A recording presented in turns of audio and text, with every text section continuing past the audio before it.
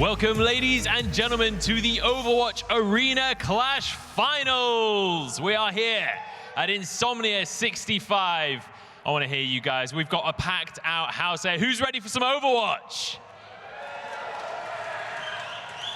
That was weak. That was weak, everyone. I said, who is ready for some Overwatch? That's more like it. That's what I'm talking about. All right. We have two incredible teams. They've been battling it out for weeks to get here to Insomnia 65, sorry. I'm talking 10 years ago here. It's time to introduce some of our players to the stage. So without further ado, on the right-hand side of the stage, let me introduce the Spartans.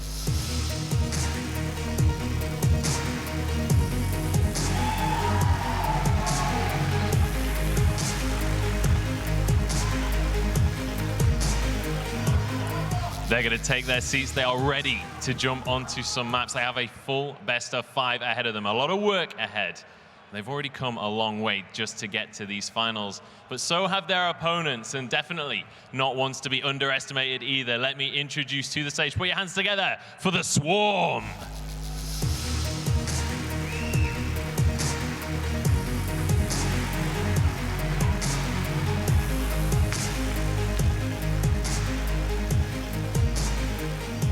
I am loving the unicorn hat. That is magnificent.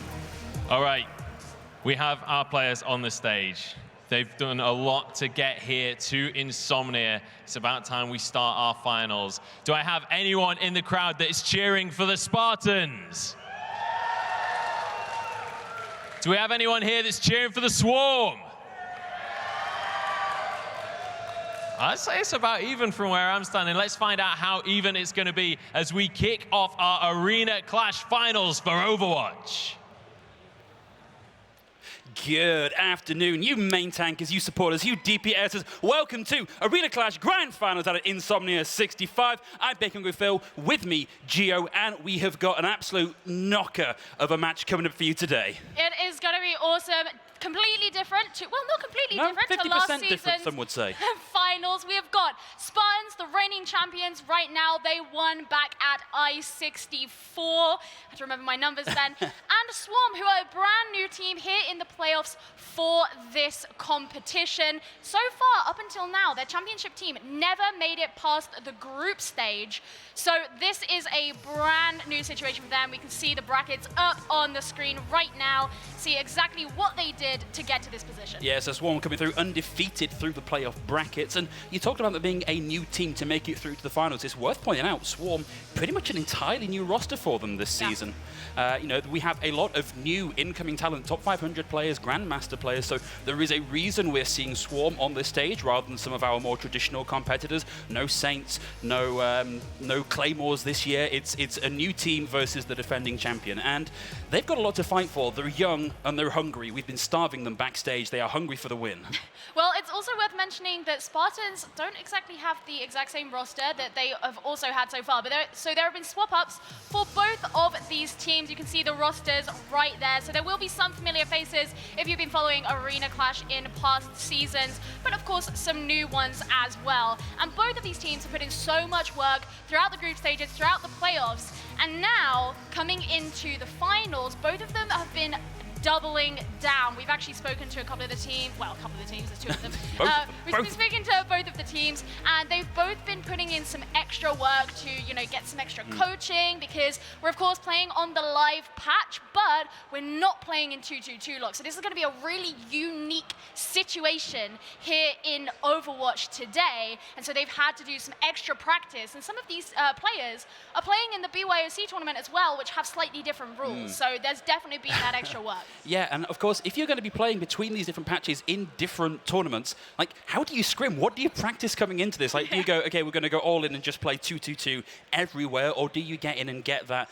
Whilst you have one last chance to run those GOATS compositions at a big tournament like this, do you just ride that out for all it's worth? Yeah, like it's, I mean, Spartans especially have said maybe that's something that they might bring out. Yeah, it's a thing we've seen from them. I think we're expecting a lot of variety from both of these teams. They both have said that that is their kind of idea. They want to sort of run rings around the other team, bring out a lot of variety, confuse them, not necessarily just play the same thing things that they did play in the playoffs. And we've seen some pretty defined play styles from both these teams. Swarm particularly, we've seen them with their Nano Blade. They like to bring out quite a lot. And Wizard especially, a player who you want to be looking out for. He's the projectile DPS, and he has a fantastic Genji, although he is, prone to some Junkrat. The team have to kind of try and chill him out in those situations. But a lot of time their win condition has been down to that or their main tank Momo. And so we want to be seeing something a little bit different from them if they're hoping to, kind of keep the upper hand on Spartans. So here's the thing, like both of these teams, they have all of this VOD footage from the remainder of the tournament, from the group stages, from the playoffs, and so the data is there. If they want to go for that deep dive and figure out what the counters are, then they can absolutely do that. So I think a lot of this is going to come down to who's prepared the most for this match. And so we spoke earlier about the fact that we've got some veteran talent coming in on half of the Spartans and some new blood coming in for the Swarm. Maybe we're in a position now where the Swarm, as this new talent, impetuous, impatient, youthful, ready to bring out that Dragon Blade, have they done the work they need to do to drag down the veterans in this fight? Yeah, I mean, Swarm, this is their first time being up on this stage and performing like this in this competition. We mentioned it earlier, this first time past the group stage, and so they are going to be bloodthirsty for that. They want to prove themselves, and of course, you know where these teams are from. There's a big north-south divide of rivalry going on here. Spartans are down from the south, based in specific part of London. Spartania, and Spartania. Yeah. Spartans from Spartania. And Swarm, of course, representing the north. So there's also going to be that nice English kind of inherent rivalry in there. So I'm sure members of the crowd, that should also go into part of your cheering, undoubtedly. We got many Northerners in the crowd? Okay, well, good. one. 2 or 3. Excellent. Glad to see the support here. Okay, what about Southerners? No. None. Everyone hates the South. Everybody's from the Midlands. Right. Good. Glad we've got that sorted out. Everyone from the middle of the country. It makes sense. I mean, fair enough. We are in Birmingham. We are in Birmingham. Don't want to travel too far unless we absolutely have to. Yeah.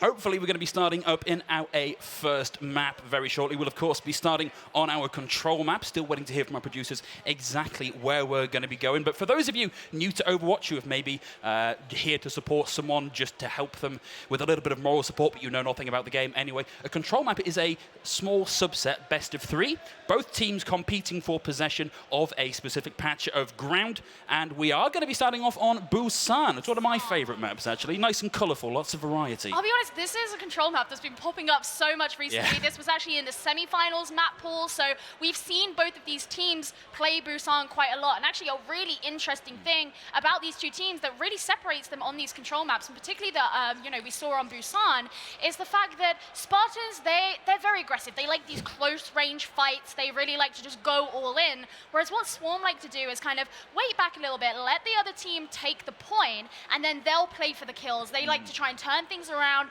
through that, play at slightly different ranges, and then take things. They don't immediately go straight for the objective. They like to coax in a team a little bit. So, two very differing play styles. It'll be interesting to see if they do come out the same as they were in the semifinals, because of course, they don't want to give too many strats away in the semifinals. Things could be different now. Yeah, you're right, Gio. And one of the things to consider is talking about that sort of wait and see and then take the objective once the opponent has the point. Busan, 2 out of 3 of those maps have that high ground advantage. You can play from up there and really, really control that space. So that may work out in the Swarm's favor. Yeah, all right, well, it sounds like we are heading into our first map. Starting off on Mecha Base. Starting off on Mecha Base. Let's give a big round of applause. Let's hear you make some noise for these guys. Insomnia 65. Woo!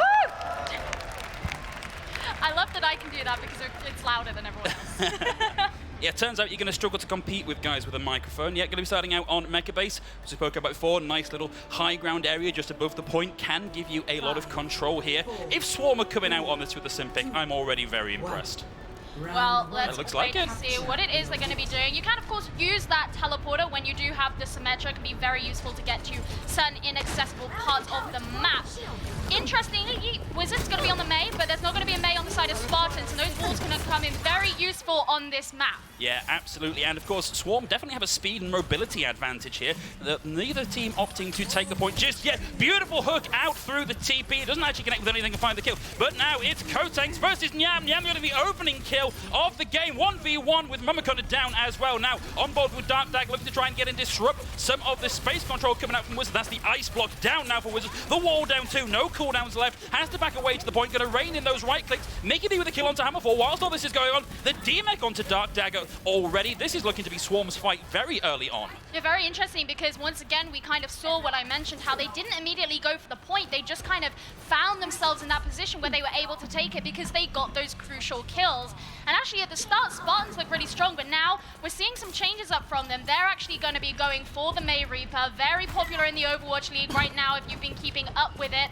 Kotank's a very, very talented player. He's very aggressive on the May as well. Yeah, well, we are going to be seeing, looking to try and freeze a target. Not quite able to get the freeze with the Fortify, of course, going to stop any of those CC effects coming through. Momokona gets Feazdog early in the fight, but now, with Momokona themselves down, that is a lot of shielding. It doesn't matter because Swarm just come bouncing right back in on the back of that. Didn't even really need to commit too much to the fight. They used the Coalescence, but otherwise a very clean team fight for Swarm. Well, you said it there, Phil. Zealotspine using that Coalescence is really what gave them the sustenance that they required to see through that fight, and it also meant they had a lot more control over other ultimates that they have in their bank. They still have those ready for the next forthcoming fights. Oh, wall out from Wizard.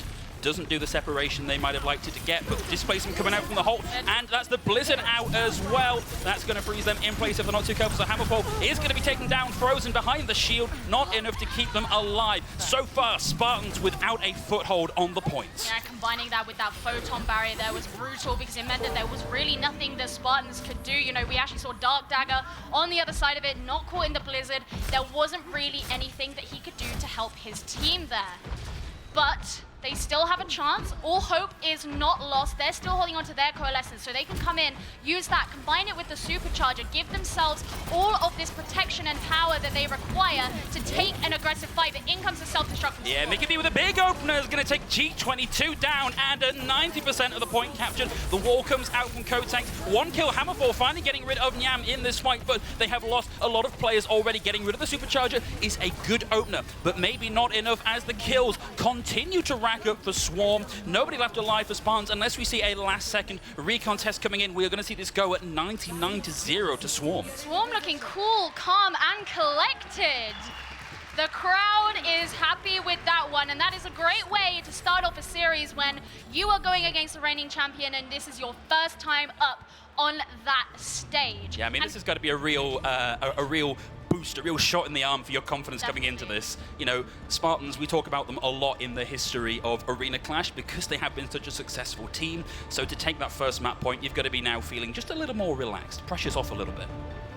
So, Sanctuary, this is actually a map that Spartans had a little bit of a struggle on when they were playing against Saints in the semi-finals, mostly because they were trying to play from a range that didn't match what the enemy was playing, and actually they were against the Pharah in that situation, so this could be why Wizard is going on that Pharah. They know that it caused Spartans such an issue on this map. Yeah, Spartans once again opting not to run the Lucia here, so they will be second to the point. They do have a lot of rage damage at their disposal. Feazdog taking a bit of a rocket to the face there. Spartans have seen what the Swarm are going to be running here, and no, they're not just going to go hide and spawn. They are going for a full-on swap to counter what the Swarm are running here, but Swarm themselves making some swaps, coming back on the May Reaper. Kotank's on the Tracer is not a look we've seen that often from him. No, not really, but you do want Feazdog on the Sombra because he's very good at finding those acute angles that really exploit a situation. So it's kind of the ideal situation here for their DPS, but they're taking the fight straight to the point. Yeah, recall down already for Kotanks, and they've lost G22 already. Horrocks Kids getting rid of Kotanks too. Once more, Spartans really struggling against what the Swarm are running, and this is an incredibly meta comp coming out for the Swarm. So Spartans at this point should have the answers in theory. Yeah, well, we're actually seeing Kotanks switch out. In fact, the entire composition really switching up here. We've got a Hanzo, we've got a Batiste, Anna, and a May. And the thing is, it's great when you know when to switch up because it's not working for you. But of course, you have to be aware that that's going to put your ultimate charge back down to 0. But with ults taking 12% longer to actually build up now, maybe it's not such an issue because Swarm currently not holding onto anything themselves. No, but they're getting very close to this Coalescence, and we've seen how good that can be at turning these team fights around. Kotank's nearly getting rid of Nyam in that exchange, sadly not quite able to connect with that final Icicle. Still looking for targets, firing the damage in. Out comes the Coalescence from Zealotspine, but they're all antied. Nothing doing. It is about to wear off, so we'll be able to kill Mickey B in the mech, but Feazdog was able to get a pick there. Zealotspine doing everything they can, throwing that resource all over the point, trying to get the healing in to keep their team alive. Feazdog secures the D-Mech. Element Wiz Now just going to pile in that healing from the backline. Dog with a shot onto Nyam to take him out. The pilot form goes down, but the stall is on. With Horrocks Kid and Wizard on the point, Swarm can stall this out for a long time. They could potentially, of course, well, I was going to say the control point's still not ticking over, but there we go, straight into Spartan's hands. Now, they have a little bit of time that they need to catch up with, but with the Amp Matrix, of course, just with the Batiste on the board, that's going to give them access to that Immortality field, be able to protect themselves really well while having the damage boost, which you can also get from the Supercharge, you can also get from the Nano. So Spartans are in a great position where they can invest into this. And Matrix, also the sound barrier.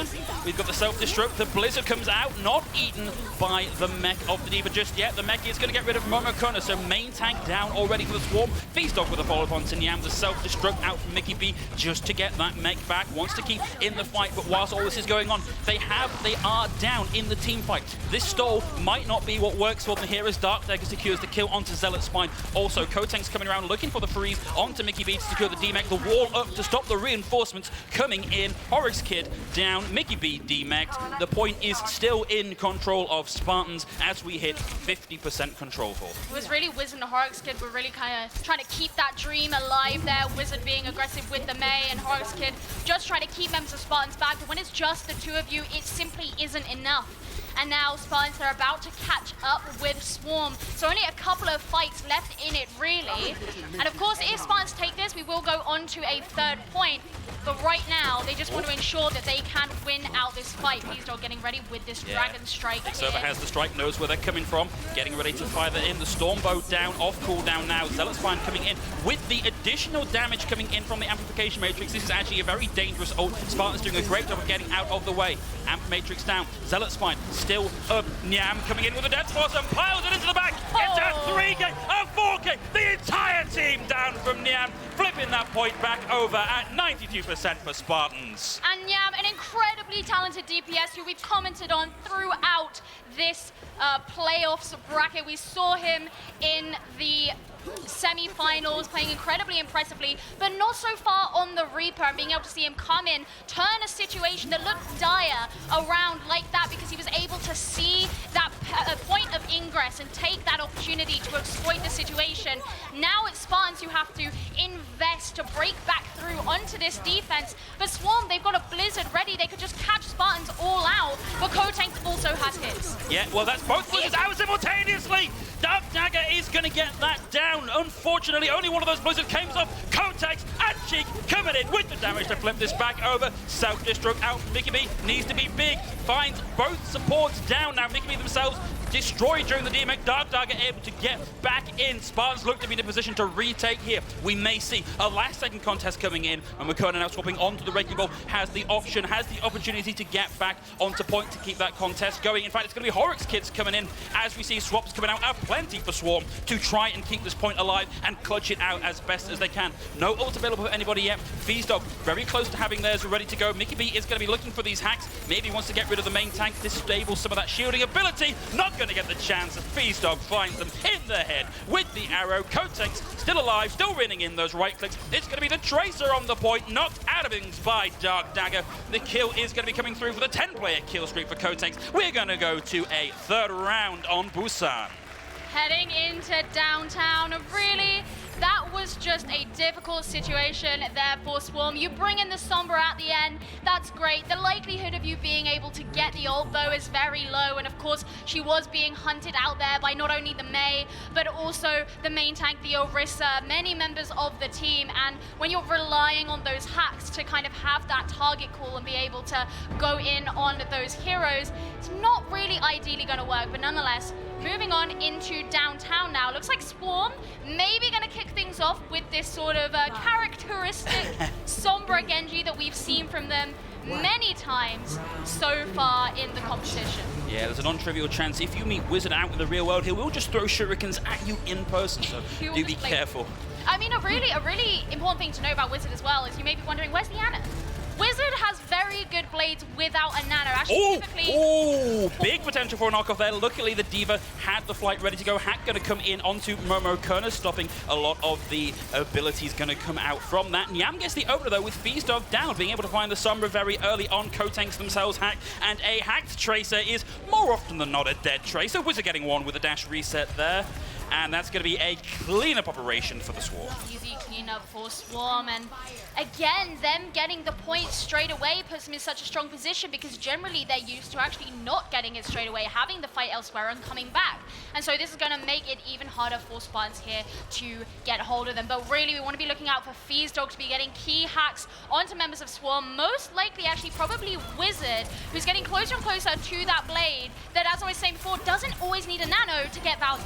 Oh, wow. Nyam was just able to delete Cheek 22. Zealot Spine down, so main healer traded out. Big pulse bomb from Kotank. So big it takes himself with it. Nyam only finding one with the Dragon Strike. Feastdog getting Horrocks kill as well. Mickey B has to translocate out. Looks like Swarm are going to give it the point for now, but they didn't invest a huge amount into that, so it's not the end of the world for this team. No, it's true. They do have the EMP sitting here, and of course, when Spartans like to come in for these aggressive dives onto the point, as their composition says, that's going to make them very vulnerable to this. Now, they're going to be aware that it's possible. Wizards hacked out. That's a good chance for them. Yeah, oh, the dive came in, wasn't quite able to connect with them. Luckily, a bit of focus healing there from Zealot Spine, able to keep them alive. They are going to be coming in with the EMP and the Dragon Blade. The EMP comes out. Wizard himself still currently hacked, not yet able to get the Dragon Blade out. Out it comes. In the meantime, Horrocks Kid and Mick will be able to get 1-2 between themselves. Kotanks getting rid of the DPS lineup of Swarm. Wizard looking for kills, not able to find them. Kotanks wanted so desperately to interrupt their res, couldn't quite manage it, and that's going to be the minefield out from Momokona.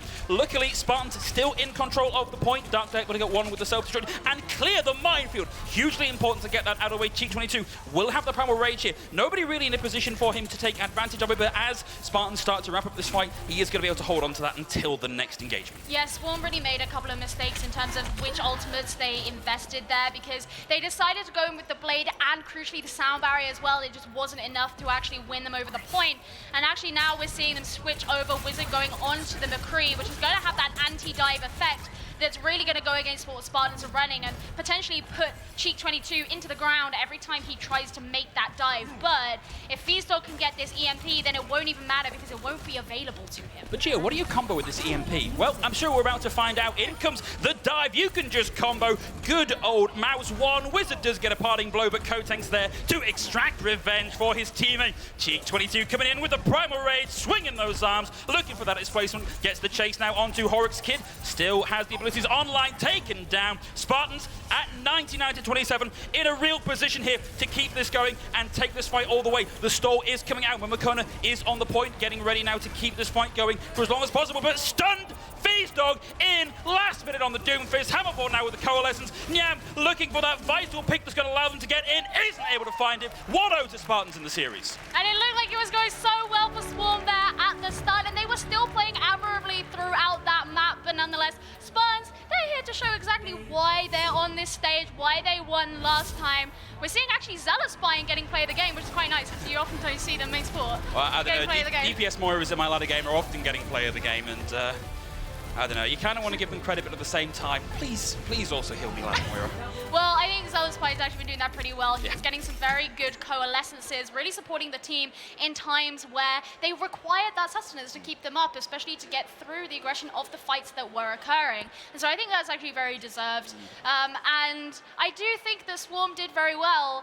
And obviously, like, it's their first time here, you're not used to playing in front of a crowd. They're starting to use different strategies to ones that we haven't seen from them before. Obviously, they've been a little bit more cookie cutter in the playoffs from what we've seen so far. So when they're coming out with these new strategies that they've been learning from various coaches they've been reaching out to, then, they've got to figure them out. They've got to find their footing, and especially in this new environment.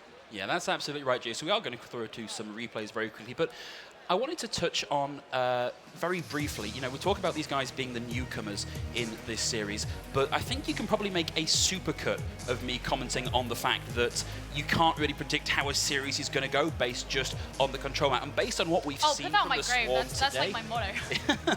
carve that on my grave, yeah. Wonderful, uplifting comments here from Gio. So, based on what we've seen already, do we think that this is going to be one-sided, or is this going to be like a full-on 5-map series? No, I mean, straight up, this was a 3-point control map. Like, you know, it could have just very easily. I mean, the first point was very decisive, and all, you know, we could have had 2 just like that, where Swarm just completely rolled over Spartans, and that wasn't the case. And we saw a lot of switch-ups from both sides. They were trying different things. You know, we saw some triple tank, maybe not the traditional triple tank that we're used to, but we saw some triple tank. We saw some triple DPS. We saw some 2-2-2. We're seeing a lot of variety, and I think we have kind of just scraped the surface so far of what we may see on this in this series. And of course, there isn't really a map type that's like Control in that same way. You know, both of the teams are attacking in this case. There isn't another map that is like that. And so I think right now we're quite blind, and I couldn't tell you who I think is more likely right now, because it was a very fair fight. Yeah, absolutely. So we'll just we'll keep ticking on through these replays. Hopefully be with you very shortly coming on for map 2, but please don't go too far.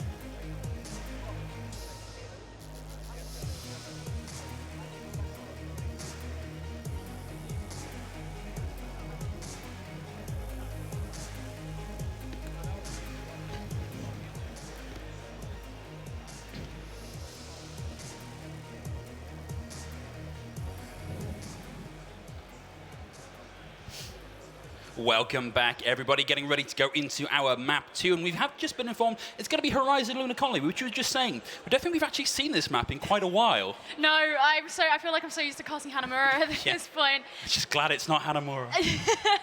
No, Horizon Lunar Colony is interesting because this could be a bunker map. You could end up getting a bit of bunker. Wait, are you trying to tell me shields are strong in this meta? Well, I mean, a little bit. I mean, actually, Orisa, you know, she's had a bit of a change in this most recent patch. So now her cooldown on her shield is 9 seconds rather than just the 8 seconds it was before. It's to kind of make her feel a little bit less oppressive, but, you know, she's still pretty popular. Yeah. But, yeah, right now, I don't think I've seen Horizon Lunar Colony in this patch, in this meta yet, so I'm actually pretty excited to see And that's the other thing, we were talking about this earlier. We've we've got this patch that's in theory balanced for 2-2-2, but we're not enforcing 2-2-2 in this finals. So this is a really weird set of balances. And, how do you go about preparing for that sort of thing? Because your ladder play and your scrims are going to be so different to all of this. Well, first, I think it's probably worth mentioning there may be some people thinking, why is that the case? Because it's kind of the integrity of the competition. Like, that's how it's been the whole way through this competition. You don't want to change it for the finals. But yeah, no, it's true. You just kind of have to figure out what it is that works for you and kind of play for where your skills lie rather than necessarily for a specific strategy that you've been developing over a certain amount of time, because that's just not quite how it's going to work. But regardless... Last ride. Some of you may be familiar with the composition that Spartans appear to be starting things off with on their attack. Yeah, going to be starting off with the Sombra variant of Goats. Enjoy it while you can, folks. Going to be one of your last chances to see it in this sort of open competition. In fact, we may just know a whole set of changes. Why are we even talking about what they're running in Spawn? We've fallen into this trap. I don't know. I don't know. Funny. Defense from Swarm, though, incredibly meta. The Mei, the Roadhog, the Orisa. Lots of potential for controlling your opponent. Yeah. And again, obviously seeing Wizard on that Mei, we've seen that he's been fairly effective on it. And when you drop down onto the point, if you have a Blizzard, if you're freezing people in that small space, that can be a pretty good strategy. Now Spartans know there is a Mei there. Yeah, that's going to be the ward down. Another few seconds of that coming back. Lots of damage piled into Cheek's shield, and the anti-nade out hits 3. Not a huge amount of follow-up damage, so maybe not the most impactful of barriers there. Nyam now knows that they may be seeing the wraparound. In fact, the wraparound, well predicted. Swarm are going to drop down onto point and give up the high ground play from behind the Orisa shield. And that drop down from the Spartans, maybe not what they were looking for, but Cheek22 gets the opener now. Nyam still on point, looking for kills with the Storm bows, not going to find anything. Cheek22 already halfway to the ultimate. Kotex and Beezog able to get a quick 1-2 punch onto Swarm as the defensive line crumbles under the attack from Spartans. That is going to be an incredibly quick capture time from Spartans on their attack. And yeah, this is kind of, lots of cheers in the crowd. This is where, Swarm, they try to play very up close, and obviously when you're a little bit squishy and you've got a big slambulance coming straight into your face like that, then they're going to be able to just aggress straight through your team.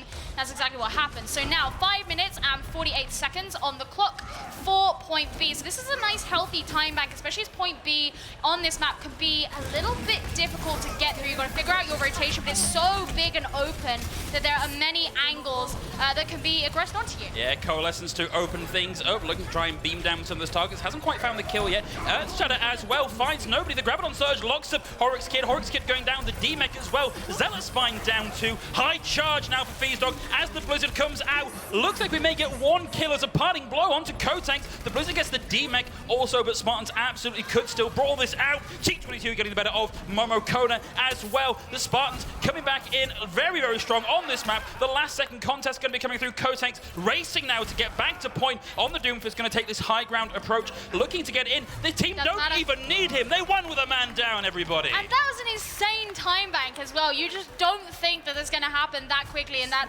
should really be shooting fear into the hearts of all of those Mancunians up on the stage there, because, they're already a map down, and when you know that you've got to come out and you've got to beat that kind of speed on an attack, it's a little bit pressurizing. But who was expecting the Slambulance? Like, when was the last time you saw somebody run the Slambulance and run it so well? It's like Season 1 Contenders 2018 finals when Angry Titans. Yeah. Boy, let me tell you about the good old days of Overwatch. Yeah. Slambulance for days. So, swapping sides now, going to be Spartan's attack round. Sorry, Spartan's defense round, Swarm's attack round. I always like to see whether this is going to be one of these rounds where they go, well, they rolled us using the Slambulance. Maybe we'll just run the Slambulance back at them, or whether they've got something more cunning in mind. Potentially, because it's just not the sort of composition that I would really associate with this team, and it doesn't look like they're going to be running it. Obviously, they could still change things up, but Spartans, they're going for something a little bit cheeky, putting Kotanks, you scamp. On the Torbjorn. But actually, Torbjorn's pretty effective on this map because of the way that this high ground catwalk kind of wraps around the map. If you can put the turret on the other side and then have a lot of the attention come from a different side of the map, then that's going to split the attention and the use of the resources from the attacking team. But do you know why Kotanks is playing Torbjorn here? Do you know the exact reason? I can tell you why. Feel free. He wants the hammer kills. That's literally the only reason. He wants those hammer kills in the kill feed, so keep an eye out for them, everybody. Imagine that classic Koteng smirk while he's up on stage, knowing that this is what he's about to do. Yeah, turret up already, playing 2 different angles now, but looks like we may see a quick TP past a lot of this incoming damage. Yeah, we're going to go a TP straight to point. The wall, beautiful. Managed to split some of them off, and Swarm are going to be coming in, setting up this defensive lineup, already getting 1 tick on the point. Spartans have not dropped down to engage just yet. 222 with a foot on the point. Hammerfall finds Wizard very early on. Koteng from the top ropes gets 1, and the D-Meg decides to come down. Here we go, looking for the hammer kill. Doesn't get it. Denied by Element Wiz. No hammer kill for Koteng there. Oh, he can try again, but no, it's really a testament to the supports there on Spartans, particularly Element Wiz. You saw how much his ult charge shot up there to be able to sustain the team throughout that situation. Of course, Dark Dagger does have that benefit of being able to provide his own healing. But Swarm, they just got to come in, try again. They're actually changing things up, so they're switching up onto the Roadhog. They've got Hanzo now. They've also got an Ana of their own, potentially looking for that Nano to be able to overpower. Oh, a big split coming out. Again. Dog splits them in half. Has to back out, don't want to go in with only half your team. Nice hold coming out, does connect with the hook. Mickey B, Dark Dagger, how long was that hook? Wizard does manage to get rid of Koteng's turret, but honestly, of all the kills in the kill feed, probably one of the least impactful. Nyam now looking for angles, sadly being stymied a little bit by the Mei War from his own Mei. Yeah, they're just, well, that's the thing. They're looking to try and get a kind of opening pick and sort of a point where they can actually start to move on in, and they're really struggling to do that. Oh, that's unfortunate. Fierce Dog with the zippity-zoppity Hulk hook combo drags them down from the high ground. Already one up in the fight. This is looking a lot better for Swarm. Nyam now going mano a mano with Torbjorn. Takes a lot of damage, has to back out, come in and get a little bit of help from the rest of the team. And the Nano Boost is going to come out to Dark Dagger, but he does get frozen out. Chain frozen and slept. CC'd into the ground. Still alive. Koteng from behind with the Molten Core. Koteng's coming in for the cleanup. Saves the team fight. We get the whole hog as well, just to round things out. Kills out the end for that whole hog. Wizard gets a parting blow, but that is fight over and done with for the Swarm. That was absolutely brutal. I mean, Swarm knew that Dark Dagger was really going to be the one who was going to cause such an issue for them. And not only because he's a great Roadhog and, you know, we know that the Ana could potentially be putting that Nano onto him, but also because his play throughout the competition has just shown that he is a massive threat, but Koteng's coming in with that multi-core. Absolutely brutal. But Wizard, so close to the Blizzard, if they can actually get to the point and coax in the team and draw the fight to the point, this could be the key moment to use that. But of course, the Transcendence from Hammerfall could be able to help them through while Feazdog throws in his own. Yeah, Wizard with a Blizzard, you don't want to miss it. Of course, Hammerfall will have the Transcendence there to bypass a lot of that damage. Out comes the Blizzard, the hook comes in as well, but the sound barrier there for Swarm, able to keep them alive. Sadly, Horrocks Kid not able to keep themselves aligned. Too much focus fire as we see Maywall stacked on Maywall, Ice Climber style. Nyam able to find Koteng's in that fight. They are now even in this with the turret down now as well. The whole hog out from Mickey B. Needs to get those kills. They've only got 38 seconds left to go, and that is Mickey B slept outside the point. The wall going to try and split them off once again. We're starting to see them get a little bit more capture progress. Koteng's slowly coming back from point. Cheek 22 has thrown in that supercharger. It's down already. Mickey B coming in with a clean. Mumble Corner finds Cheek as well with 20 seconds left to go on the clock. Swarm may just flip this over. And able to do that with their main support slept as well. Horrocks Kid was brutally put to sleep there, but they are going to be able to make it over to point B. They've got just over 3 minutes to do it, so already at a 2-minute disadvantage from what Spartans have been left with for the next round. They've got a couple of things they can use, maybe put down the supercharger to provide themselves with that 50% damage boost as things go in, but straight away Momokoma going down. And they're going to have to back out. Yeah, that's a huge wall. Koteng's wants a little bit of a parting blow. Not quite able to find a kill on the back of that. Coming out of that with a scant 8 health. Feazdog now in a 1v1 with Nyam. It's going to be Dark Dagger getting the kill at the end, though. Swarm now with 2 minutes 30 seconds left on the clock. Still have some tools that they can crack this case open with, though. Yeah, it's very true, although when we look at the side of Spartans, not only have they got ults on their side, one of which is, of course, that brutal Molten Core that we've seen come out from Koteng's. But Dark Dagger and Feazdog are so close to clicking on over to theirs, and remember how targeted Dark Dagger was before, and that's when the Molten Core came in. Something very similar could happen again. Oh, nice little reposition from Yam, comes around into the side to fire in that Dragon, doesn't find anybody, and Kotinks in the meantime once more getting a kill with the Molten Core. The Nano Boost coming out also once more onto the Roadhog of Dark. No, actually, sorry, my bad. That went out onto Kotinks, and they once more win that team fight. They've got maybe 1-2 goes left at this fight if they're lucky. Yeah, really not that much, just under 2 minutes now. So, you know, it's enough for them to make a... Oh, drama time. Looks like we might be having a little bit of a peripheral issue there. You can see one of our players currently stood up trying to fix something, maybe. But look, that's the Kotinks mate. You can see Kotinks laughing in the background, even though it seems to be his team who are having somewhat of an issue. But, no, nonetheless, I think Swarm have enough time where they can make some kind of a tactical play at the end. They don't have to be pressured, they don't have to be rushed, but the thing is, because of what Spartans have on their side, it's definitely not the sort of situation you do want to be running headfirst into. And they've got to decide, where are they going to target? Last time they targeted Dark Dagger, and then they had Kotank sort of stabbing them in the back. Nice. What is that? I was going to say dog, but I'm not sure. Yeah, I don't The know. dog? All right. Dog with sunglasses and a hat. I don't know. But, you know, if they don't go for Dark Dagger this time and they choose to go for, I don't know, Kotanks or the supports, then you've got the risk of that coming up behind you as well. And that's kind of the situation they're in. Yeah, I think one of the problems they're running into is that Spartans on an individual basis are such good players that trying to isolate one, they can do so much damage to you whilst you're trying to focus down and draw so much focus from you that the remainder of the Spartans can just go, okay, well, that guy's in trouble, we'll just sneak around the back and get the kills in the winning, which is what we saw happen in that last push with Kotanks coming around, getting up on top of the truck and then firing in the Molten Core. Who was anticipating that? Who expects the Swedish dwarf with a bucket of molten lava from the high ropes? I mean, something that's also worth noting, we've seen, you know, someone who's been being targeted on the side of Swarm quite a bit is Momo. Now, he's their shot caller. So, of course, Spartans are going for that. But whereas, I think, I'm not entirely sure if Spartans have just one, you know, primary IGL. If they do, I'm not sure who it is. Usually it's one of the support players.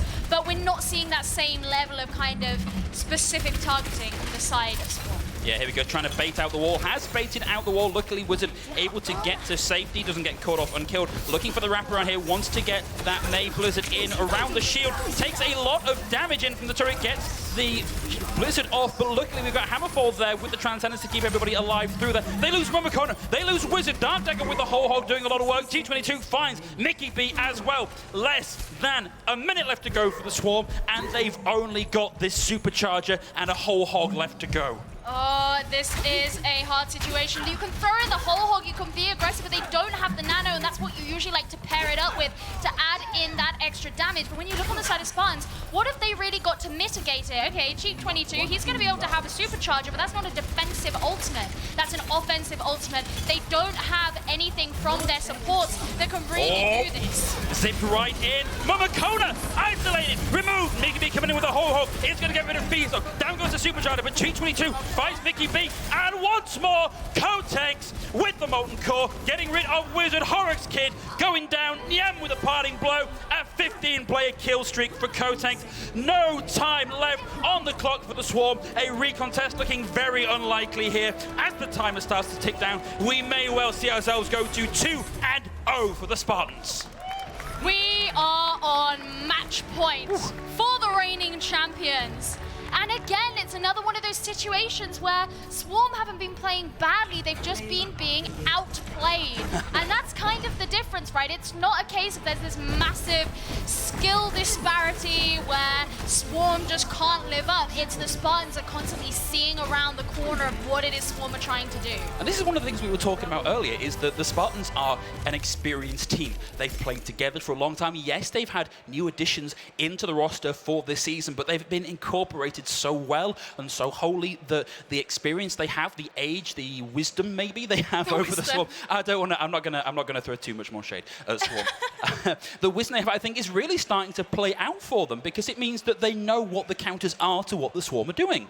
The thing is a really fundamental difference between these two teams is that throughout the entire competition this season, Spartans have been consistently flexible. They've been had a lot of variety. Feazdog and Kotanks, particularly as those two DPS, can pretty much cover at least any DPS hero. And of course, Feazdog, Fresh dog. he can go on to the Zarya and things like that. And I think that's where there is this kind of difference. Yeah. Well, match point now. Spartans have to take one more map to take the series. We're going to take a very short break while we line up our players, get everybody ready to take us into the next map of the series. Don't go anywhere.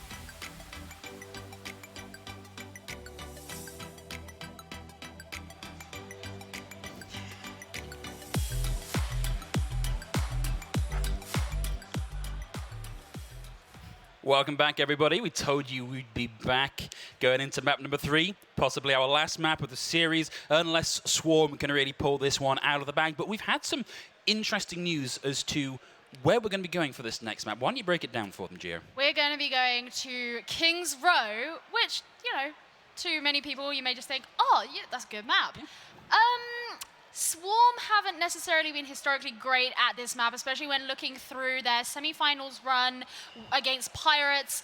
They had a bit of a trouble on the King's Row attack. They were just being held back quite a lot. So it's interesting that they've chosen this map because it is, of course, the loser that picks the map. So this was their choice, and that's quite interesting, especially as Spartans have kind of been fairly good at it. Yeah, they've been really strong. Like, one of the standout maps for me from the last Arena Clash finals was their London Kings Row attack map. I've just been informed we have got a swap. I believe that's Romy coming in for Zealot Spine. It's in the main support slots. Okay. So, Zealot's fine, he got his player of the game. He did. There we go. That's my big tick against the Insomnia 65 weekend. I got to play of the game in the finals. What's not to like about that? Yeah, exactly. So King's Row, yeah, it's going to be very interesting, and this is one of those maps where we did see Swarm use a lot of that Genji. I think we actually did see some Junkrat come out from them in the semi-finals, which interesting. You know, as we said, Wizard, he really likes that, but the team, they tried to hold him back. So I think the likelihood of seeing that is probably quite low, but it will be interesting to see if they do bring out that composition that's very characteristic to them. Or if, you know, they change because it didn't really work out that well on their attack last time. You know, they chose this map, so it's entirely possible that they have a strategy up their sleeve that they didn't bring out in the playoffs, that they've specifically tailored towards Spartans, especially if there's a lot of, you know, VOD footage of Spartans playing on this map. It could be that they were just very well educated in it. Yeah, it sounds to me like Swarm knows something we don't about what they're about to try and pull off on King's Row. Maybe what they're going to do is just let Wizard play Junkrat. Like, I like this idea of a scenario where before each map, Wizard goes, guys, what if I play Junkrat here? No, Wizard, you're playing Genji. Get off the Junkrat. But yeah, we're about to start diving into potentially our final map for the Arena Clash Grand Finals. It's exciting. This really could still go either way. We could be about to see the start of the reverse sweep. Stranger things have happened. Well, because that's the important thing to note is, of course, if Swarm are to win, they do have to win out the reverse sweep, whereas, of course, Spartans only have this one map. So they're in that massively advantageous position. But as you said, stranger things have happened. You never know how things are going to turn out. And so far, the sort of compositions and playstyles we've been seeing for these two teams are very different to what we've been seeing in the semifinals. And it's kind of frustrating as casters because it means that we just are very limited in what we can predict, but it also means it's particularly interesting in what it is that does come out, because these are the things that these teams have been planning for the last however many weeks, specifically stashing away, not letting them come out in the semi-finals and the quarterfinals, not giving any intel over to the other teams. But, well, actually, it's quite interesting. Yeah, it's almost like they've swapped. Yeah, a little bit. I mean, this sort of May composition has been kind of working out for Swarm here, but they've got a last-second swap. Nyam now coming back out on the Reaper. They've sent Horrocks Kid back to ferry him back in, but they've got to be so quick to get this in, especially as they're going to be running Kotangs on the Doomfist, who can, of course, get in so quickly and cause so much trouble coming in with the initiation. Going in for the high ground, takes that opposing high ground position. A little bit of damage to the shield there, not able to find a body blow just yet, coming for the wraparound. Has found the enemy Sombra, doesn't connect. Unfortunate, but will find the follow-up there. Unfortunately, no abilities left. Nyam is going to take them out of the fight. So a 5v6 for Spartans, not too bad for them. The respawn so heavily in their favor here. But Swarm, they want to do a little bit of chasing and generate some more of that ult charge. Yeah, and obviously when you have that Doomfist versus Reaper, you've got the lifesteal versus the best defense. Both abilities, passive abilities that let them heal up, get shields as they deal in damage. And in that case, it just went to the side of Nyam. But as you say, Spartans still has some time. That's a nice shot onto Wizard. That's a cheeky one. A disrespect with the Sonic Arrow as well. Information and a killer. 2 for 1 even. As a sleep coming out onto Horrocks Kid as well. Kotank's tracking that right the way up. Not able to find a kill. However, Spartans definitely in control at that point, and Kotanks will have the wall off cooldown. Able to stop that recontest, but not from Horrocks Kid, who is just going to get frozen out. Mickey B, slept, frozen, deleted, demexed, removed from the game. Spartans capture point A very quick, 2 pushes and done. It was actually very interesting that the Horus Kid decided to jump in, because what I thought they were doing was ensuring that they could have a defense in that archway, which is typically very hard to actually push the payload through. But of course, when they all jumped in, that kind of went out the window, and now they have to defend further up in this streets phase. And Spartans, they can control these corners very well with the Orisa, with the Mei, and with the Batiste as well. That may make this pretty hard, and there's going to be so much work here on Nyam to try and bring down those shields to actually allow his team any kind of access. Well, trigger the ice wall out from Kotanks. Mickey B looking to try and pile in some of that damage into this opposing number there of Dark Dagger on the D.Va. Mickey B frozen, and we've got the first Blizzard from Wizard.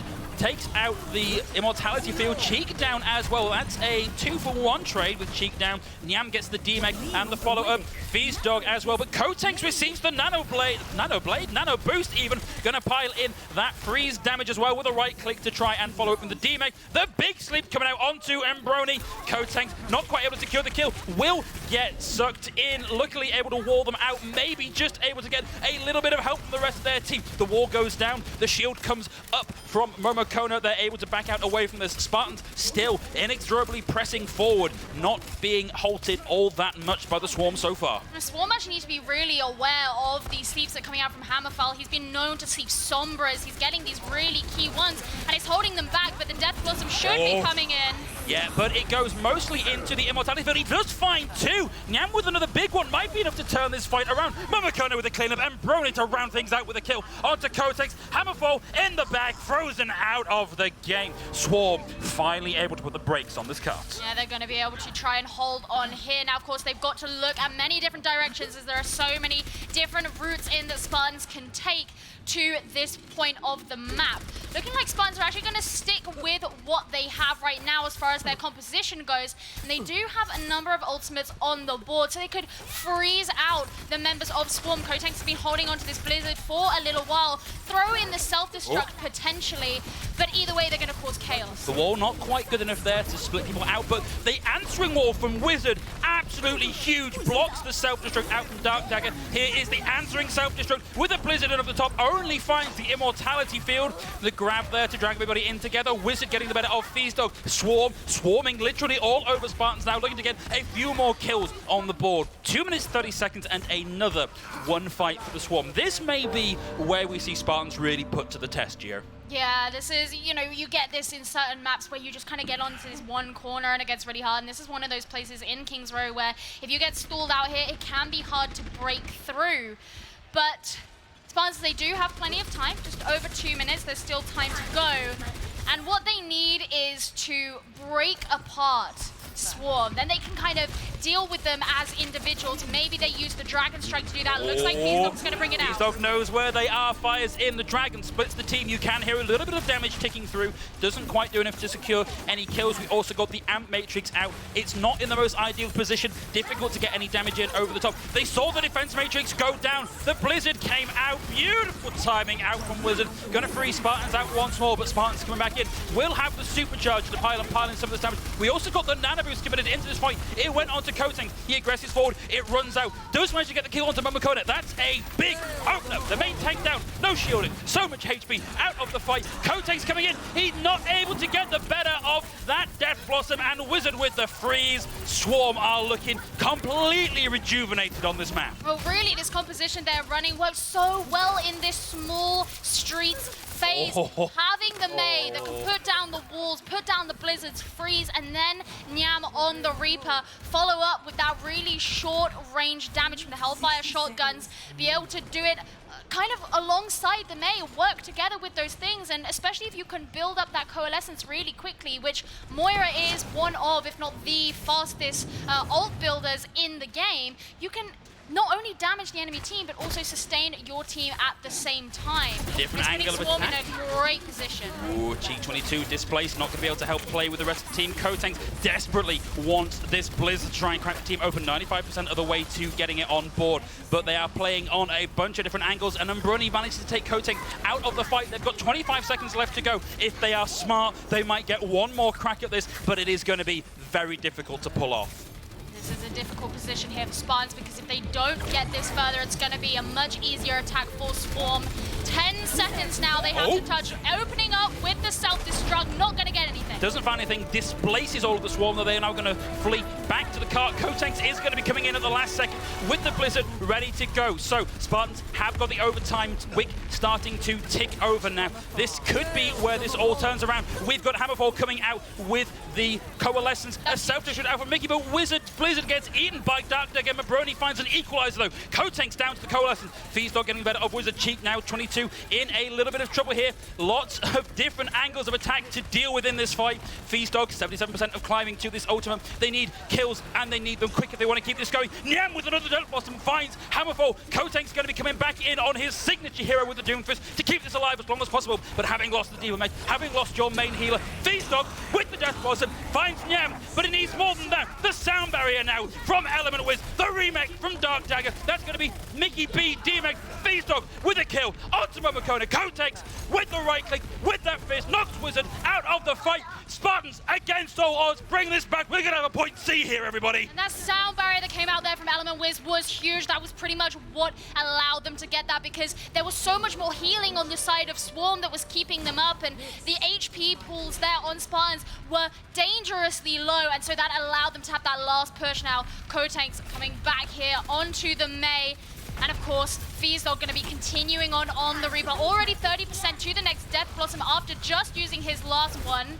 They're going to plant the Supercharger. Supercharge down, going to help everybody generate a little bit of ult charge that bit quicker. Cheek 22 taking the charge, leading the charge for his team. Will have the shield back off cooldown now, going to buy his team a little bit of space. But so far, Swarms on the back foot, letting this payload take a huge amount of space. Mickey B will have the self-destruct here. Out comes the wall, Nyam finds two. That's going to stop this team fight right where it is. Spartans not in a great position, opting for a hard reset down into the depths of that Omnic slum beneath King's Row. Well, that's obviously going to let them respawn a little bit faster. They've got about half a minute for them to try and take that slight bit further. And they're really not far off the end. They just got to watch out for the self-destruct from Mickey B, but of course Swarm also close to the Blizzard, to the Death Blossom as well. That really dangerous, lethal combination. Feezdog's going to be looking for those angles that we know he does so well. Oh, Feezdog no! boots into the pit. It's a 5v6 in the last seconds of the fight. Nyam able to find Cheek 22. Dark Dagger will have the self-destruct. It's a Hail Mary. It's walled up into the heights. Not enough. Kotex now playing in that little cubby hole, trying to get the freezes in, but Nyam once more with the Death Blossom. Coming in, finds two. It's overtime. Wizard with the clean onto Element Wiz. It's the wrecking ball of T22 stalling this point out. Kotex with the Blizzard, forced off the payload. We've got Kotex down now. Feezdog trying to keep this alive. It's not going to be enough as Swarm stops Spartans coming in just shy of clapping point C. And Phil, at the start, we said that Spartans were the ones who did these close-range combat well, and we said that Swarm were the ones who had trouble on King's Row, and that was a fantastic defense there. Being able to win out these brawly fights, being able to get the momentum, use those ultimates at the key times and draw out the resources from the enemy team. And obviously that was something that Spartans were trying to do as well. When we saw Feezdog flank around, trying to draw out Mickey B's defense matrix, but Horrocks Kid was right there and ready to force him down into the pits below. And it's just that extra thing that they're not taking into consideration, because before this, they wouldn't have had to. And it just goes to show how much work Swarm have done to prepare themselves for this match. But coming into this, we've seen just how strong Spartans were on their point A and point B defense on their previous assault map, and it's a very similar style of map here on that first point. You've got to defend or attack that first point. Spartans still in a very good position to have a big hold on point A. And that's of course true, you know, this can still happen. They can have an insane defense and still take this series. So it all comes down to this last defense here. Swarm still trying to decide what it is they want to run. But Spartans, they're going to be going for something that, I mean, so far I'd say is fairly characteristic of them. This is what they've been kind of trying to go for. Keeping Cheek 22 on that Orisa. He is kind of, you typically will see him on a Wrecking Ball or an Orisa. Maybe not the two main tanks that you typically think think No, of. it's a very disparate hero pool, isn't it? Yeah, because they do, of course, have 2 main tanks, but they're making Cheek 22 do most of the work here today. Kotanks is getting ready to use that wall. There we go. Yeah, doesn't manage to split anybody out. A little bit premature on getting the wall up. They're going to go for the rotation around the Mondada statue, not opting for the high ground once the wraparound looks to be going all the way through Hotel. So they will have Dog up on top to punish some of that, but they are coming not through the Hotel. They're going to take this high ground. Walled out by Kotanks. Again, doesn't split anybody. And this is a big rotation coming out from Swarm. They're going all the way through the Hotel, right the way through.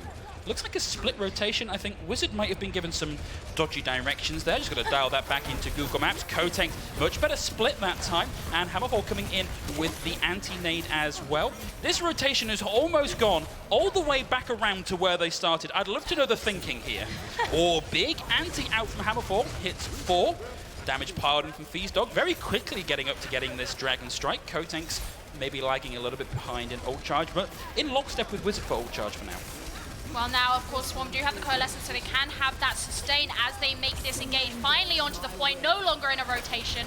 Yeah, well, Mickey B is going to get Dog down. Hammerfall has already used that anti-healing grenade, so unfortunately not going to be able to rob that ultimate of any of its value. Hammerfall does have the Nana Boost, and out it goes. Cheek 22 separated, still alive. We've yet to see, just got the first tick on that map. Cheek 22, even with the Nana Boost, going to be taken down. Swarm definitely not down and out yet. Yeah, ending things on a nice little melee kill there onto Dark Dagger. Yeah. For a little bit of BM, but they will be moving on forward. Just under 5 minutes to take the rest of this map. And of course, if you remember Spartans, this is kind of where they got stuck, was on one of these corners here on the streets phase.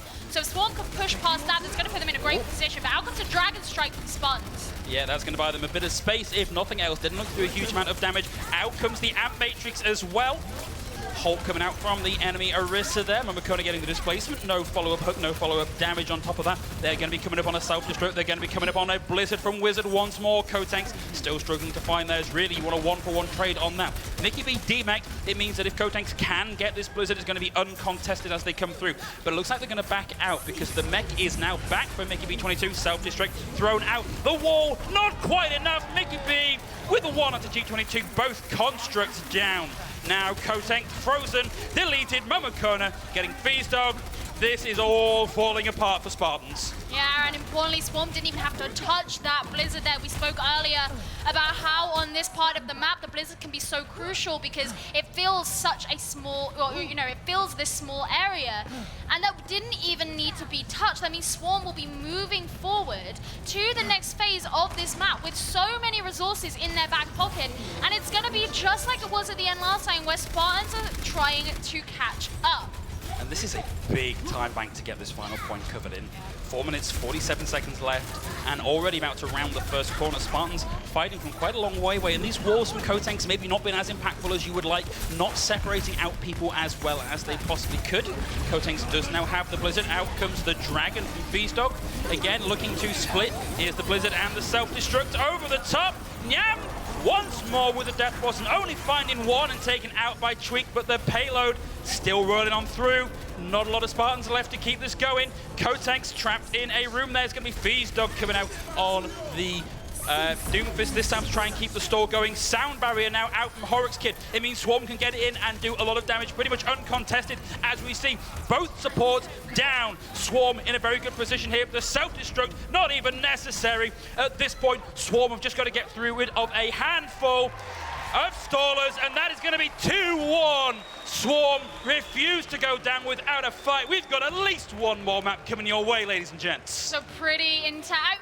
I just can't get over that before this we were talking about how this isn't their map, and they just completely ran away. They're completely unsurprising there that Nyam was able to get the play of the game though, because he was consistently getting so much value out of the Reaper there, and it really felt like when Dog was on the Reaper, he was trying to catch up with that, you know, the same level of value, with the same, you know, amount of efficacy that he was managing to achieve. Yeah, you're right, Gio. It's unfortunate that, you know, sometimes getting into that position where you're trying to play play catch-up or try and mirror what your opponent is running. If you're not quite as used to running that hero as your opponent, then you may be better off just sticking with a more comfortable pick for you. Sometimes the mirror is not that good an option.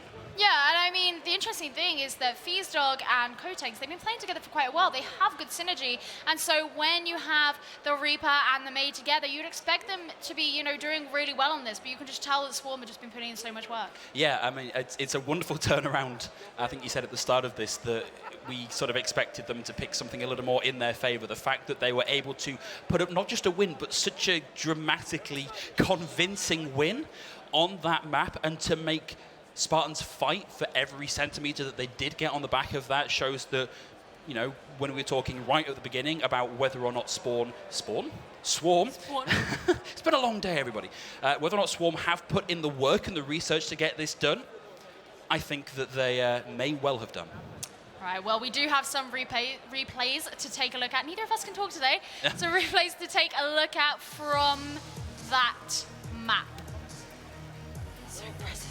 Yeah, we start off with Mabroni's actually been very good. It struck me as weird that they subbed in Mabroni just to pick up the same support role that we were seeing come out for their previous main support players, just both players on the Moira. And Moira very strong at the minute in the meta. Well, you know, they were potentially expecting something else. I actually don't know what Brony specializes in. You know, obviously you have these very nuanced differences between the players as to what it is they like to do. Maybe he's just particularly good at this map. So either way, whatever it was, it worked for them. Maybe that research they did was, let's just let Mabroni play on King's Row and then we can win. So, yeah, maybe. We don't have all the answers. We can only speculate. Wizard going to be coming in with another Blizzard? It's fun to say. Wizard with the Blizzard. You just like fitting in any rhyme you can. I do. It's called assonance. Lots of the same syllable in. Anyway, I'm not going to go into linguistics right now. But this was very impressive. You can actually see the players here. You can just see the kind of level of communication that it takes, you know. If you've never played on a team where you scrim and you play in these custom lobbies, like, and you've only kind of played on the ladder, like, you potentially don't have that sort of understanding of how much communication and teamwork goes into this. Yeah, I guarantee you, those of you that have only ever played on the ladder or in quick play or whatever, the quality of game that you get in this sort of organized play is really Overwatch at its best, even if you're just in like a little amateur league. Because you know that, you know, everybody, they have the same goals in this situation. I mean, I haven't ever scrimmed. Oh. I nearly said scrum then. I've never scrummed. It is the past tense. Yeah. I scrim, they have scrummed. I've never scrimmed before, but, you know, I know plenty of people who have. I've heard it's pretty good. I'm out here selling scrimming, and I've just never done it myself. Eat your scrims, everybody. It's good for you. Very nutritious. But, yeah, no, King's Row went completely different to how we expected, but we do actually know what our next map is going to be. Oh, it's going to be Havana. Yeah. Our newest payload map, one of my favorites. I quite like it. It's very bright and colourful. Lots of different environs within it. It's good. I really like Havana because it came out at a time that was sort of at the end of a meta, and it became very well established and associated with said meta. And now people are starting to do different things with it, and that's where the kind of interest lies for me. Because look at this. Look at these two compositions that we're seeing out here on the board. We've got long range on both sides. That's not really something we saw that frequently when this map first came out. We saw it from a couple of teams. I remember Seoul Dynasty was one of the teams that did it from the beginning. But now, this is what we're seeing. Yeah, Kotanks, I don't know if you caught him, is basically playing from up on top of the enemy spawn, but Wizard knows where they are now, wasn't quite able to get the kill they might like, and it did bring them out into range of Dog. Kotanks still being really troublesome here, but whilst that was happening over above spawn, unfortunately did lose Cheek 22. And Element Wiz not really in a position to get in and get the res! Wizard with the headshot. A great opening now for Swarm. Element Wiz also slept. Going to be taken out with the machine gun fire from the Widowmaker. A mark of disrespect if ever there was one. This is not looking great for Spartans. Their game plan needs to change and needs to change quick. No, they really wanted to add that kind of element of different angles coming in, split the attention. It just didn't really work all that well for them. So now going to be moving forward, and Spartans are going to be wanting to come back and actually now holding from this corner where Swarm are going to be the ones having so much more space than them, which will put them in a better position. Yeah, it's a very aggressive hold coming out here from the Swarm as they just keep their supports on the payload, moving that forward. Feastdog will have the info sites ready to go. Dark Dagger with the whole hog. They haven't got the nano to combo with it just yet. Nice whole hook combo. Sadly, the Fortify going to deny any of the displacement on the back of that. Momokona's going to find Kotanks as well. And Dark Dagger said that it's time to put the whole hog in. It's walking some space to bring Kotanks back in, but Nyam gets a Dragon Strike off as well. Element Wiz going right through that Dragon, taken out. Wizard's going to get the better of Feastdog. Mickey B slept out of their whole hog. Rezzed back in again. Wizard down and out. Dark Dagger doing their best to keep this fight going. That Roadhog is so troublesome to get rid of because of the heal, because of the sheer health pool involved with that guy. But it's not going to be enough. Swarm are going to cap this, and it's another very good cap time for Swarm here. And it's very interesting that Spartans did decide that they were going to invest the nano boost into Dark Dagger in that round, just kind of straight after Element Wiz went down, actually. They had a couple of members down, and that's very risky, because when you're lacking particularly supports, you don't know if that risk is going to pay off, and in this case it didn't. And so Swarm now, they're moving on forward into the distillery with a pretty good time bank of 4 minutes. Now Wizard back on the Genji, so we've been talking about him and how good he can be. There won't be a Sombra to help him out this time, but potentially the Nano if he should need it. But he's just trying to build up some ult charge at the beginning here, sending those bullets straight back into Spartans. Yeah, Wizard already 30% of the way to the ultimate and climbing. Momokona now with that supercharger. Gonna help everybody get that ult site a little bit quicker. Cheek22 finds Momokona. Dark Dagger gets the opposite number. Oryx Kid there to bring Momokona back into the fight. Kotanks will now have a dragon of their own ready to go. Feastdog able to find Momokona, having swapped over onto the main now. That Spartan's looking pretty good coming back in, and quite an ult bank to work with in this next fight. And now I want to see Spartans moving forward a little bit, because the thing is, on this point, the entrances are very narrow, and you can have a really aggressive defense and hold off the attackers. But it actually looks like Spartans want to hold back, stay closer to the payload, and control those longer ranges, which is a little bit interesting, especially given what we kind of know about their preferred playstyle. But it seems they're just trying to wait for Swarm to come in and then start to invest some of the abilities they have. Yeah, Nyam trades out the Dragon Strike.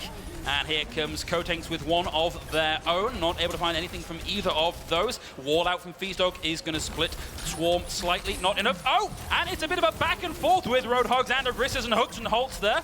Kotanks able, the only one to get any value out of any of that displacement. Big anti comes out Hammerfall, already throwing in the nano boost. And Wizard going to have the Dragon Strike ready to go, the Dragon Blade, and Umbroni with the nano boost. So expect to see that Fabled combo coming out really any second now to open this right back up again. Wizard now looking for an angle, wants to be able to get up on top of the enemy team. Use that dash, get the reset. Out comes the Dragon Strike. Stunned, halted, deleted. Hammerfall taking them down. Nyam getting Kotanks. It's 1-for-1 on DPS right now. Wizard is going to wish they had that back. Nyam's able to find Hammerfall. Element Wiz brings Kotanks back into the fight. It's such an unfortunate investment of ults from Swarm to get nothing out of. Mickey B does get one with the whole hog, but 3 ults to 1 kill, not great. However, good old normal regular right-click fire is working out for the Swarm as they get the cleanup done. Swarm looking ready to cap point 2. And now we're seeing some changes from Spartans. Feastdog's actually decided to come onto the Widowmaker, prepared for this next point. Now, this next phase of the map is very open, and actually when this map was first released, it was kind of known as if you even got to this point, you were doing well. It was pretty rare to even get to this part of the map. But with this large open area, very similar to the first point of Junkertown almost in that sense. It's a really good position to be playing this Widowmaker, and already we're seeing Feastdog reap the benefits of that. Yeah, Feastdog able to find Horrocks Kid. They will be back into the fight very shortly. We've got Wizard v Feastdog. It's mano-a-mano, neither player with a lot of health in that exchange. Wizard going to get healed back up. Nyam with the Dragon Strike once more. The Holt not getting an awful lot out of it. Kotanks once more with the Dragon. Finds 2 with it. Great value from that ultimate. Horrocks Kid still alive. Dark Dagger with a 3rd. Wizard gets 1 more onto Feastdog, but Kotanks now with the cleanup. That's going to be Spartans looking to hold once more. more. This is where they're going to be really looking to try and drag down this time bank to make their own chances much better. They have a few ults on the board, but of course Swarm have some of their own. They want to be looking out for this nano from Embromi, because putting that onto someone like Mickey B, for example, who's had so much value on the Roadhog, could be fairly dangerous for them. So they want to be looking out for that Ana. Big old dink there from Fee's Dog onto Mickey B, but yeah, expect to see that electric pig combo coming out shortly. Fee's Dog with the grapple, finds Wizard, finds Nyam. Fee's Dog on a tear. T22 wants in on the action, gets 2. Hammer 4 with the cleanup. Spartan still holding on strong to that payload. And it's so nice to see Feezdog come out here on the Widowmaker because he's just so good at it. But Wizard, he's decided he's had enough of that. Well, he was toying with the Genji then, but decided they're all going to change up, go back to that nice, comfortable Reaper Mei that's been working so well for them thus far. That's right, the optical, very powerful for them so far. Yeah. In the process, they're giving up a couple of those ultimates, and actually Cheek22 being knocked down to the bottom there, that could be pretty dangerous. It means the Spartans don't have a main tank right now. Well, trying to get back up to this high ground. Nyam's going to get rid of Cheek22. Kotanks is looking for an angle here to try and get some value out of this Dragon Strike. Cheek22 not in a position to be rezzed by Element Wiz, who will have the Valkyrie ready to go here again. No ults online for Swarm. Kotanks has been spotted out, doesn't want to throw this Dragon in just yet. Has seen the payload, knows where the team are. Beautiful Dragon Strike, but a scattering from Swarm, able to bypass any of the damage coming out of there. Now Kotanks receives an Nano boost, looking to pile in some damage on top of that, not really able to find anything except the D-Net. Nyam falls very low. Momokona, Wizard and Brony look like they've gone for a reset. They've got 16 seconds left to go on the clock. I don't know what's happening here. They could potentially reach the cart, but it's going to be quite a bit of effort. Here we're starting to see people come out of the spawn, but 5 seconds to go, Phil. I'm not sure anyone's going to touch. No, look to me to be like a huge misstep. Kotex finds them. They just get the overtime in. The mobile tank's getting in to keep this ticking over, but it's not going to be enough. Mickey B gets demected and deleted. The hamster squashed. Fee's Dog getting in on that kill feed action. Wants those accolades, wants those kills. That's going to be overtime, done for. And that was a pretty good run. Especially given the history of this map, which is still so young, that we know to get that far is really hard. And such a young map, barely out of preschool. Well, now it's going to be the chance for Spartans to prove that they are better. Swarm, they got those 2 points. Yeah. So this is definitely game point now. It is. Yeah, so we need just a blistering attack out from Spartans to round out this series. And we have seen Swarm really start to make the Spartans work for every little bit of progress that they can get. So definitely still everything to play for. Of course, going 2-2 in this series will take us to our tiebreaker map. So we could be going right down to the wire if Swarm take this map. Well, of course, Wizards decided that he's going to start things out on the Widowmaker, try and get some of those early picks to oppress Spartans as they come out of their spawn, but I was actually really hoping to see Fee's Dog choose the Widow. Of course, he could still change it. He could try and get some early picks, change things up. But that Widowmaker duel went so well, and of course Hammerfell being there on the Ana will add some extra sniper oppression. The same with Embromi, in fact. But the thing is, we've actually seen, as far as Embromi on Ana goes, a lot of targeting onto Dark Dagger. So as identified, Dark Dagger is a real threat. Yeah, that really has a problem with it. Maybe they've had a falling out that we just don't know anything about. So Spartan's going to be coming out on this Orisa Hog double sniper offense, and already a bit of a repositioning now from Swarm. Yan just peeking these corners, looking to find angles, throws in the Sonic Arrow as well. Whole hook out, no value out of that either. Antonade only finds Mickey B there. And Kotanks gets an opener. Wizard down to Kotanks already in the fight. 5v6. Swarm potentially on the back foot. I don't know if Horrocks Kids can actually get in and get the res. And really, you maybe want to save that for your main tank who just got taken down. Momokona now back in the fight. Kotanks finds Horrocks Kid. T22 re-sentencing Momokona to death. Hammer 4 with the nade gets rid of Mickey B2. And this is looking to be very good for the Spartans on their first point offense. Spartans knew that they were sort of on the lower hand there in terms of positioning, because where Swarm had their shield position meant that they still had cover behind them. They could move back a bit, but if Spartans wanted to do the same thing, they had to move into a big, open, empty area. And so they just went straight forward. The patience! The patience on that, waiting for Brody to come back into the line of fire. Beautiful play out there from Feazdog, and they have now cap point A. 5 minutes, 14 seconds to get it through this next point. And we were saying about how Swarm had a healthy time back and they were coming through artillery, but Spartans have just thrown that one out into this time bank makes their time bank look sickly. Nyam getting Feazdog though, that's another big opener. They're still clustered around the payload. Oh, and a big hook's gonna find Hammerfall, taken out with a swift strike. Wizard now obviously back over on the Genji, his trademark hero. Going to see Kotex with another Dragon, Feazdog with a swap now onto the Mei. Lots of ults on board for the Spartans. A couple of Swarm to play with very shortly too.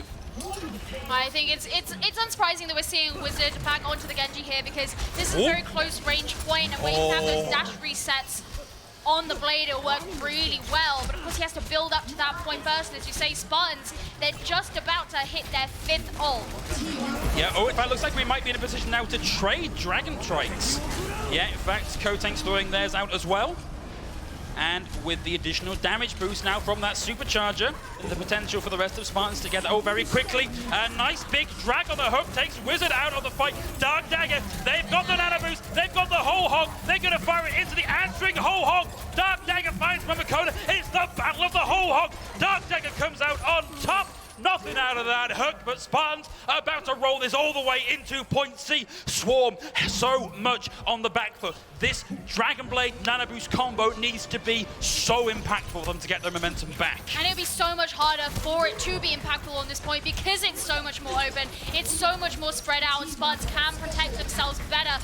Watch out for Feazdog bringing out the Blizzard, which will undoubtedly happen to hold Swarm back. But there's 5 minutes they have. Wizard on the high ground.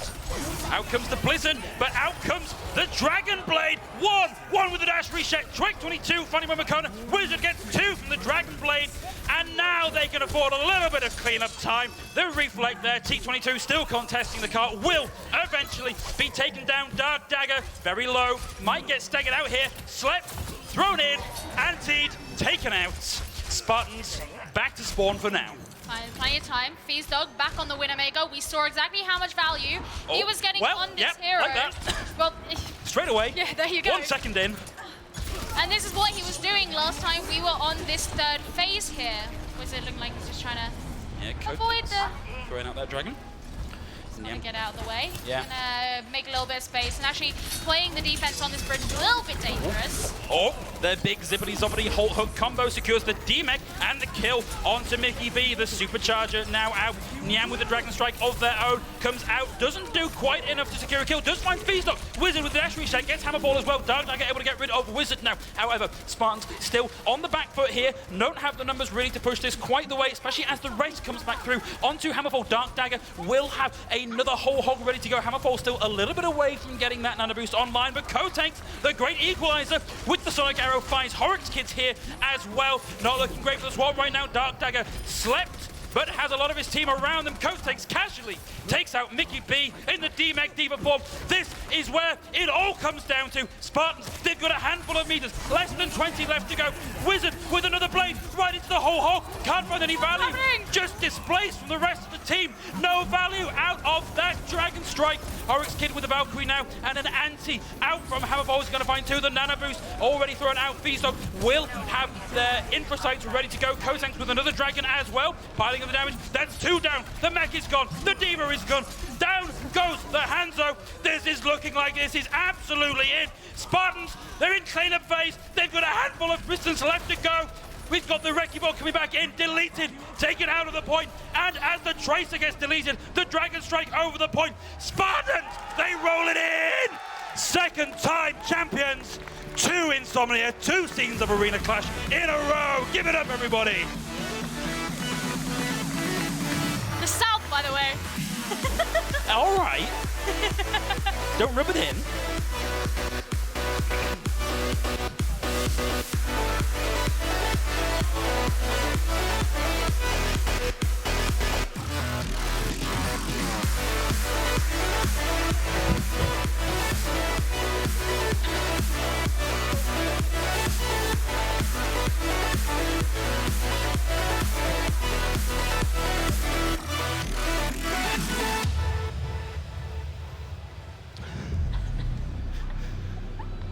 Here there, everybody.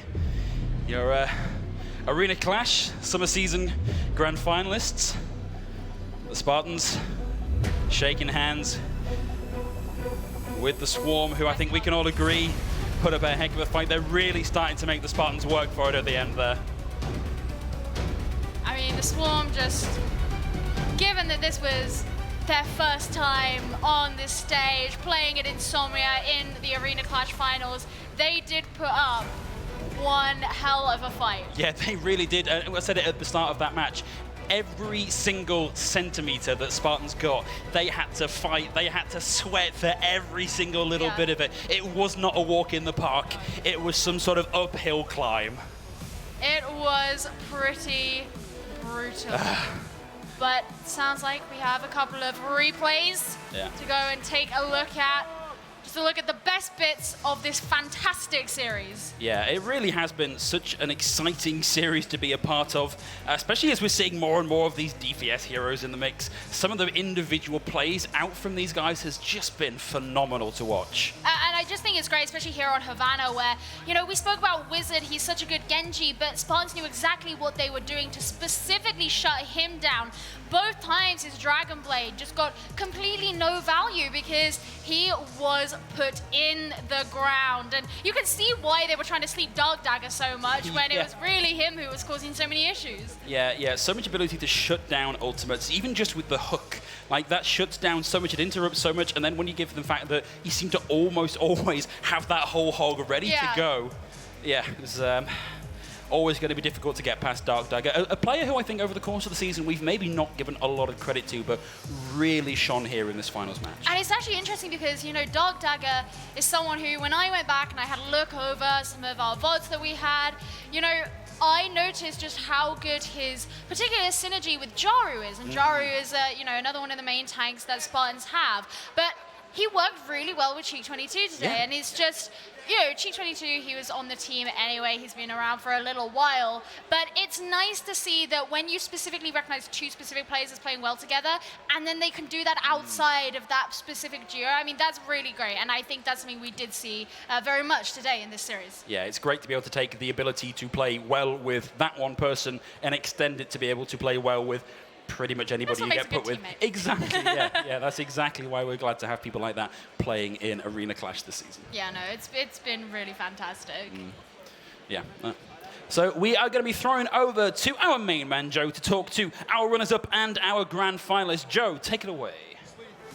Thank you very much, guys. Yes, we're here on the stage. I've got all of our finalists alongside me. I'm going to start off, turn it to my left, have a quick chat with the Swarm. How are you guys feeling off the back of that? From where I was sitting, that looked like a very, very intense final for you guys. It was a really close series, and the crowd just made it amazing. Every time like either team did something, we heard people like cheering through our like headsets, and I don't think we could have lost to a better team. It was a really close series, so yeah. That's good to hear. And talk to me a little bit about how it's been going through the whole season as a team, going to the arena every week to play your matches.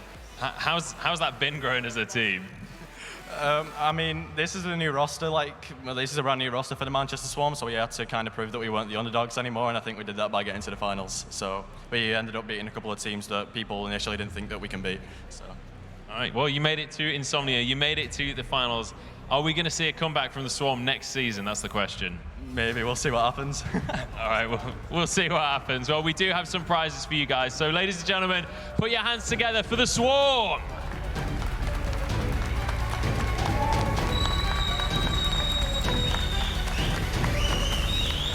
We've got some lanyards and medals on and some headsets for everyone as our runners up.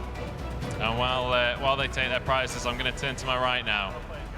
We've got the Spartans here. Congratulations, gentlemen. You must be elated off the back of that series. Talk to me about what that was like winning here on the stage in front of such an incredible audience. The audience is incredible, honestly. Like, it's really fun to play in front of so many people. But the game was close. It was a tough game. We worked hard, and we got a result. And we'll be back next season for the third. Nice. So yeah, back-to-back wins now. What is it that you guys have? What's that X factor that gives you guys an edge right here?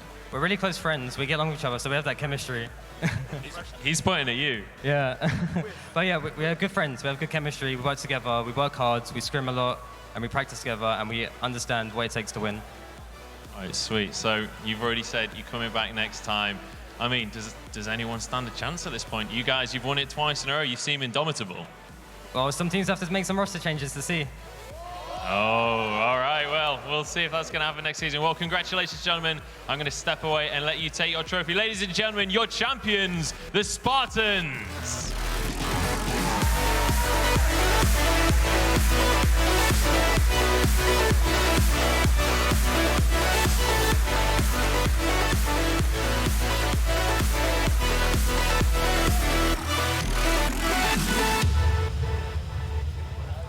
And we've got some prizes for you guys as well. So we'll bring out some headsets and we've got some lanyards with gold badges on as well, as you are our champions. So congratulations to the Spartans. Very, very well played throughout the entire tournament.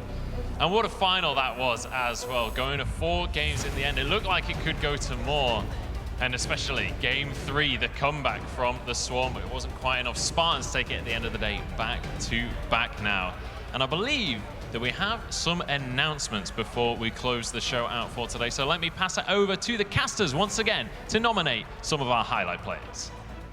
Thank you very much, Joe. Yeah, we've got a couple of shout-outs to make based on who's been performing well and who's been a real benefit to the community in this season of Arena Clash. So we're going to start out by giving our MVP award. Now, our MVP award, I might get accused of favoritism here. We're going to give our MVP award to Kotanks of the Spartans, an integral part of the Arena Clash scene for the past couple of years, and I think you'll agree, a real standout player based on today's performance. So congratulations. Yeah, not biased. No, yeah, not biased at all. And incidentally, if you would like to get out and support your local arena, obviously getting involved with your arena is one way to do it, but I would advise you to go and visit the Raven.gg merch stand over on the side of the stage, and you can find your own wonderful Spartans or whatever team you particularly like to support jersey available for purchase there. But anyway, ad segue done, I'm going to go on to our community award now, and our community award is going to go to a player called Dwemer, who, amongst other notable achievements, is responsible for setting up a community Minecraft server, which I think deserves an award in its own right. So big round of applause now for Dwemer for getting our Community Spirit Award. I think very well deserved. He did get nominated by his, fellow players, not just us randomly. Yeah, we're not just picking people out of the hat. This is the community award. It's the community saying, we think this person has given a lot back. So congratulations to Dwemer. Now, there's one last award to give out, which is going to be our Fighting Spirit Award for the team that we think has stood out in terms of maybe not success, but in terms of drive, in grit, in determination, in can-do attitude. And that's going to go, Gio? This is going to go to Saints, who are actually a former champion of Arena Clash, but this season they've had a massive roster upheaval. And here's some fans in the crowd. Massive roster upheaval. They really had to start building themselves back up after, their loss in the finals last season, and they put in so much work to do it. So even though they didn't make it to the finals, we really think they deserve the Fighting Spirit Award. Yeah, absolutely. To be able to make it through when you've lost so many of your key members that you spent so much time playing with really shows just how strong the talent is in that particular part of the world. I do have one last shout out to give. A lot of our plays of the game so far this year have been sponsored by Rig, so we want to give a shout out to Rig. Thank you very much for sponsoring those plays of the game and for giving prizes out to our players. Very much appreciated.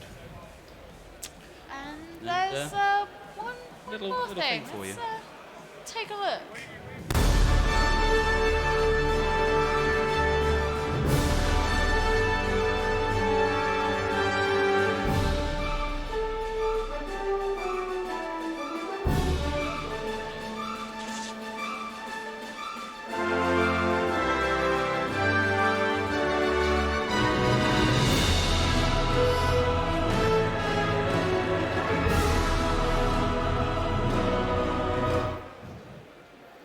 That's right. We are a long way from done. There is going to be more Arena Clash coming up, and we are no longer being kept in the dark metaphorically, possibly physically. Here we go. We've got some light again. But guys, thank you very much for your time and attention. If you have come here not affiliated with an arena, or even if you have and you've decided, actually, I would love to come along and get more involved in this, it's super simple. Have a look for belong.gg on any of your favorite social media platforms, find out where your local arena is, sign up, come on down, have a play, meet the community, and get involved. But from myself, for this season of Arena Clash, and from Gio, that's going to be it. We're going to throw you back to Joel. We'll see you later. Take care.